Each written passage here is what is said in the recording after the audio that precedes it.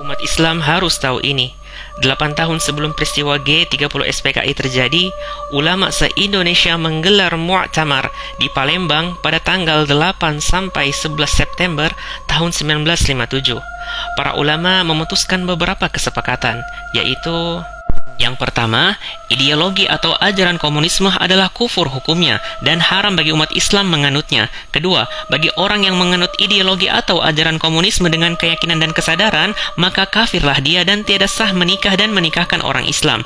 Tiada pusaka mempusakai dan haram hukumnya jenazahnya diselenggarakan secara Islam. Ketiga, bagi orang yang memasuki organisasi atau partai yang berideologi komunisme seperti PKI, SOPSI, Pemuda Rakyat, dan lain-lain, tidak dengan keyakinan dan kesadaran, sesatlah dia dan wajib bagi umat Islam menyeru mereka meninggalkan organisasi dan partai tersebut.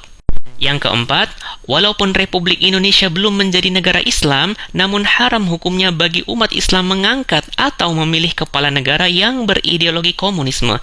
Kelima, memperingatkan kepada pemerintah RI agar bersikap waspada terhadap gerakan aksi subversif asing yang membantu perjuangan kaum komunis atau ateis Indonesia. Keenam, mendesak kepada Presiden RI untuk mengeluarkan dekret menyatakan PKI dan mantel organisasinya sebagai partai terlarang di Indonesia. Dan referensi Mu'tamar tersebut ada pada buku ini. Setahun kemudian, pada tanggal 17 Agustus tahun 1958, dengan suara yang gegap gempita, Presiden Soekarno mengkritik dengan sangat keras Mu'tamar Alim Ulama Indonesia yang berlangsung di Palembang tahun 1957. Beliau mengatakan bahwa konferensi tersebut adalah komunisfobia dan suatu perbuatan yang amoral. Kemudian, ketika peristiwa G30 SPKI terjadi, Buya Hamka mengatakan, rupanya Allah hendak memberi dulu cobaan bagi rakyat Indonesia. Kejahatan komunis akhirnya terbukti dengan Gestapunya G30 SPKI.